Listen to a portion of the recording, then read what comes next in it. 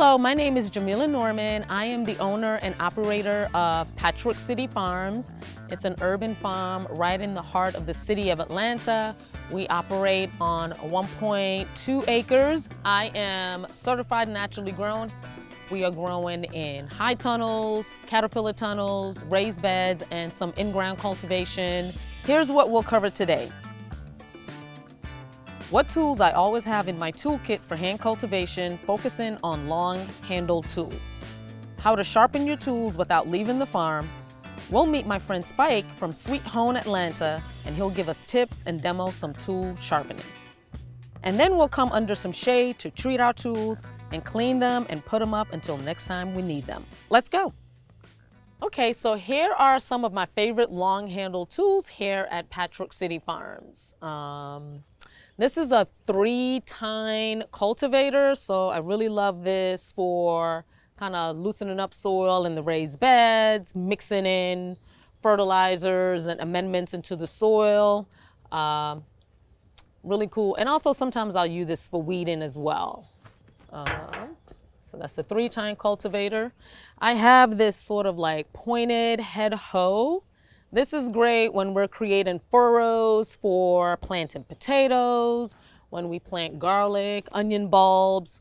Sometimes I'll use this if in a raised bed I've got like weeds that are just like a clump and I can just get right at the root and pull the whole thing out. This one is my favorite tool here for weeding on the farm. It goes by a couple of different names: stirrup hoe, Dutch hoe, scuffle hoe. The head oscillates, but what's cool is it's sharp on both ends. Pretty dull right now. It comes in different widths. So I think this one is like 6-inch, and we also have the 4-inch. And this I use for like cleaning up a bed after like baby greens, or just things where I have a lot of density of a crop that I just need to clear out of a bed. Another tool, I actually don't even know where I got this tool, but I love it. It's a hoe with these holes in it, but it's really heavy duty, and it has just held up a really long time. And like when I'm getting at some bigger weeds, like in walkways and in between beds, that kind of like really bring this one out. And I'll use it both on the flat side, and then like really cool tip, I'll even turn the side and use the point kind of like this tool, so you can kind of use it a bunch of different ways, and I'll show you guys later. But yeah, these are some of my favorite tools, and today these two are getting dull on me because I'm working a lot harder to get those weeds out. And so I have my friend Spike from Sweet Home, Atlanta here today, and he's going to show how to sharpen them so that they're effective and we get weeds out and do our work much faster. Hi, my name's Spike. I own Sweet Home Atlanta, a mobile commercial and residential knife and tool sharpening service. Today we're going to learn how to work on 2 common farm tools and why it's not only safer but more efficient to have a sharp tool. First, here's the most common way to sharpen. A farm hoe works much better with a crisp edge. Let's clamp it so we can use both hands. We're going to use a flat file, also called a farmer's file. They usually have one side that's double cut and one side single. The double cut side is coarse and the single a bit finer. Either will work, but the double cut side is more aggressive and best used on edges with chips or other damage. Hold with both hands and in a single direction, draw the tool across the beveled edge and try to follow the existing angle as best you can, period. After a few strokes, examine the edge to make sure you've gotten all of it bright. Test carefully for a burr or sharpness. After raising a burr, flatten the non-beveled side and you are good to go. Next, we'll freehand sharpen a stirrup hoe the same way, but using diamond plates. Not all tools are suitable for clamping, and the plates can get into tight spaces and do a better job of sharpening to a higher grit value. You can buy them individually, in sets, or part of a field sharpening tool like this. Brace the tool against your body, and again, follow the bevel for several strokes until the edge is fully sharpened and a burr formed, then flatten on the reverse side. You can repeat this process using consecutively higher grits until the desired sharpness is reached. Ooh, yeah, that's nice. I'm ready to use these out in the field. Well, I hope I get some produce. Absolutely. Okay, so Spike has finished sharpening the tools, and this scuffle hoe, aka stirrup hoe, I'm gonna use to clean out this bed that I have right here. This is an old bed of mustards, which I use in my salad mix that I sell at market. And I've been harvesting them for about 4 weeks. They are spent. So I want to clean out this bed, and I'm going to use this tool to do it.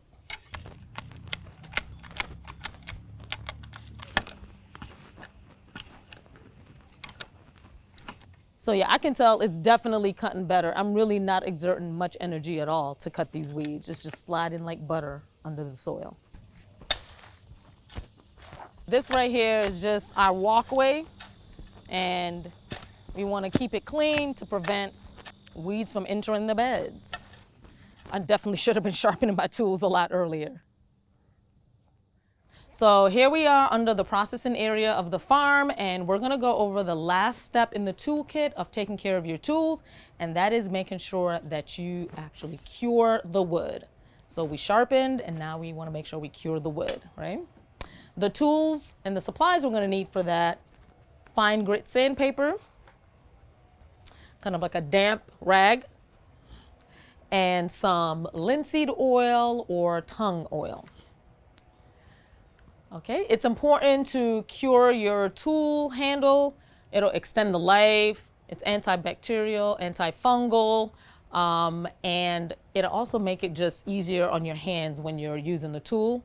This process will take about 3 days, and you want to make sure that, it's a good idea to kind of just do a bunch of tools at one time. This is something that I like to do during the winter time. So now I'm going to prepare this one by sanding it first and getting any of the dirt and stuff off, okay?